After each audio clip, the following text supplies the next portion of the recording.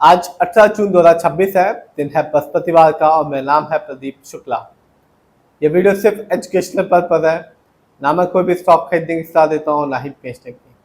आप जिस भी कंपनी के शेयर को खरीदें, खुद रिसर्च करें, एनालाइज करें, अपने फाइनेंशियल एडवाइजर की राय लें, तभी अपने पैसे को शेयर मार्केट में लगाएं। मैं आज बात करने वाला हूँ IDBI बैंक के बारे में। एक महीने से ये कंपनी अपने शेयर होल्डर्स को एक अच्छा बेनिफिट निकाल के दे रही है। लॉन्ग टर्म में तो इस कंपनी ने एक अच्छा बेनिफिट दिया ही, और एक महीने से ये कंपनी अपने शेयर होल्डर्स को एक अच्छा बेनिफिट दे रही है। इसके पीछे कुछ कारण है जिसे पता लगाएंगे। सबसे पहले जानते हैं इस बैंक के बारे में, यानी कि IDBI बैंक के बारे में। तो ये बैंक फाइनेंशियल हेल्प देता है इंडस्ट्रीज को for infrastructure growth in the country के लिए। आज की बात करूं तो आज इस कंपनी का शेयर प्राइस अभी भी 100 रुपए से नीचे का है। आज जब 3:30 बजे मार्केट बंद हुआ तो इस कंपनी का शेयर प्राइस था 84 रुपये 62 पैसे का। तो आज इस कंपनी के शेयर में गिरावट देखने को मिली 6.35% की। लेकिन एक महीने में इस कंपनी ने अपने शेयर होल्डर्स को एक अच्छा खासा बेनिफिट निकाल के दिया है। ऑलमोस्ट 21% का रिटर्न निकाल के दिया है एक महीने में। यानी आज से ठीक एक महीने पहले इस कंपनी का शेयर प्राइस था 71 रुपये 68 पैसे का, जो आज के दिन है 84 रुपये 62 पैसे। इसके पीछे का कारण रीजन ये है कि जो सरकार है अब वो चाहती है कि जो बैंक में उसकी जो हिस्सेदारी है उसे कम करना चाहती है। सरकार अपनी और LIC दोनों की ही 60.72% की जो हिस्सेदारी है बेचने पर विचार कर रही है, जिसकी वजह से ही एक महीने से ये कंपनी अपने शेयर होल्डर्स को एक अच्छा बेनिफिट निकाल के दे रही है। 21% का निकाल के दिया एक महीने में। लेकिन मैं हमेशा कहता हूं कि आप लॉन्ग टर्म रिटर्न देखें, तभी किसी भी कंपनी में अपना पैसा लगाएं। बात की जाए इस बैंक की, IDBI बैंक की, तो जब मार्केट डाउन था कह सकते हैं इसने भी अपने शेयर होल्डर्स को निराश किया, क्योंकि इस कंपनी के शेयर में गिरावट देखने को मिली 8.59% की। यानी आज से ठीक एक साल पहले इस कंपनी के शेयर प्राइस था 95 रुपये 44 पैसे का, जो आज के दिन मिल रहा है 84 रुपये 62 पैसे का। तो जिससे भी एक साल पहले इस कंपनी ने पैसा लगाया होगा उससे तो निराशा साफ देखने को मिली होगी। यदि देखा जाए इस कंपनी के लॉन्ग टर्म रिटर्न को, खास तौर पे 5 साल को, तो 5 साल में इस कंपनी ने अपने शेयर होल्डर्स को एक अच्छा बेनिफिट निकाल के दिया है। 5 साल में इस कंपनी ने 120% का रिटर्न निकाल के दिया, 120% का रिटर्न निकाल के दिया 5 साल में। यानी आज से ठीक 5 साल पहले IDBI बैंक का शेयर प्राइस था 38 रुपये 25 पैसे का, जो आज के दिन है 84 रुपये 62 पैसे का। आज भी महंगा नहीं है, 100 रुपये से नीचे का शेयर प्राइस है। और आने वाले समय में जो सरकार है, सरकार और LIC दोनों ही अपनी जो हिस्सेदारी है इस बैंक में कम करने वाली है।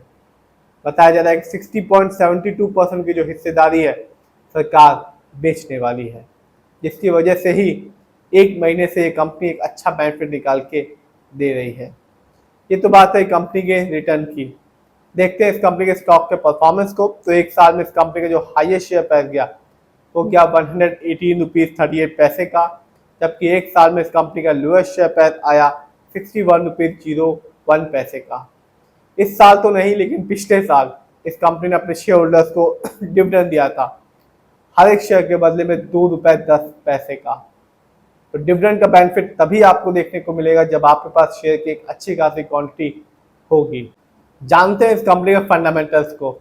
तो जो कंपनी का मार्केट कैप है वो है 97,277 करोड़ का। एक कंपनी लार्ज कैप की है क्योंकि मार्केट कैप 20,000 करोड़ के ऊपर का है। PB रेशियो 1.68 है। शेयर मार्केट में एक अच्छा PB रेशियो कहलाता है 1 या तो बिलो 3। इंडस्ट्री P 13.11 है। शेयर मार्केट में एक अच्छा इंडस्ट्री P होता है 20 से लेकर 25 के बीच में। ये बताता है कि जो कंपनी का स्टॉक है मार्केट में कैसा परफॉर्म कर रहा है। क्या वो बहुत ज़्यादा महंगा तो नहीं हो गया, क्या वो बहुत ज़्यादा सस्ता तो नहीं हो गया शेयर मार्केट में। डेब्ट टू इक्विटी नहीं है, यानी कि इस कंपनी पर किसी भी तरह का कोई लोन खर्च नहीं है। इस कंपनी का ROE है 15.86% का। अच्छा खासा है क्योंकि शेयर मार्केट में एक अच्छा आरओई कहलाता है 15% से लेकर 20% के बीच में। जब भी आप किसी कंपनी के फंडामेंटल देखें तो आरओई जरूर देखें, क्योंकि बताता है कंपनी कैसे आपके पैसे को इस्तेमाल कर रही है। यदि कंपनी का आरओई हाई होता है तो साफ बताएगा कि कंपनी आपके पैसे को सही से इस्तेमाल कर रही है, जिससे आगे चल के फ्यूचर में कंपनी आपको एक अच्छा खासा रिटर्न दे पाएगी। यदि कंपनी का आरओई कम होता है, नेगेटिव होता है, तो साफ बताएगा कि कंपनी आपके पैसे को सही से इस्तेमाल नहीं कर पा रही, जिससे रिटर्न पाने की जो पॉसिबिलिटीज होती है लॉन्ग टर्म में वो कम हो जाती है। इस कंपनी का जो ईपीएस है वो है 8.59 का, बहुत ही कम है, क्योंकि शेयर मार्केट में एक अच्छा ईपीएस कहलाता है 80 और से ज़्यादा का। ये बताता है कंपनी लास्ट 12 महीने में कितना कमाया। इस कंपनी का बुक वैल्यू है 53.99 और कंपनी का फेस वैल्यू है 10। जानते हैं इस कंपनी के फाइनेंशियल कंडीशन को। तो मार्च क्वार्टर में इस कंपनी का रेवेन्यू रहा 9,518 करोड़ का, जबकि 2025 में इस कंपनी का ईयरली प्रॉफिट था, रेवेन्यू था 34,059 करोड़ का। प्रॉफिट मार्च क्वार्टर में इस कंपनी का प्रॉफिट रहा 1,987 करोड़ का, जबकि 2025 में इस कंपनी का ईयरली प्रॉफिट था 7,656 करोड़ का। जानते हैं किसका कितना पैसा आईडीबीआई बैंक में लगा हुआ है। तो प्रमोटर यानी कि इस कंपनी के ओनर्स, जिनका पैसा इस कंपनी में लगा हुआ है 94.71% का, जिसकी वजह से ही जो सरकार है, जो एलआईसी है, वो आने वाले समय में इस कंपनी में जो अपनी हिस्सेदारी है वो कम कर सकती है। रिटेलर्स यानी कि हम लोग का पैसा इस कंपनी में लगा हुआ है 4.64% का। एफआईआई यानी विदेशी निवेशक, जिनका पैसा इस कंपनी में लगा हुआ है 0.56% का। म्यूचुअल फंड, इस कंपनी में म्यूचुअल फंड का पैसा लगा हुआ है 0.03% का। तो आने वाले समय में जो सरकार है वो अपनी हिस्सेदारी इस कंपनी से कम कर सकती है। और सबसे अच्छी बात यह है कि लॉन्ग टर्म में कंपनी का अच्छा रिटर्न तो दे ही रही है, और अभी भी इस कंपनी का शेयर प्राइस 100 रुपये से नीचे का है, सिर्फ 84 रुपीज़ का शेयर प्राइस है। फिर भी आप जिसमें भी पैसा लगाएं, खुद रिसर्च करें, एनालाइज करें, अपने फाइनेंशियल एडवाइजर की राय लें, तभी अपने पैसे को शेयर मार्केट में लगाएं।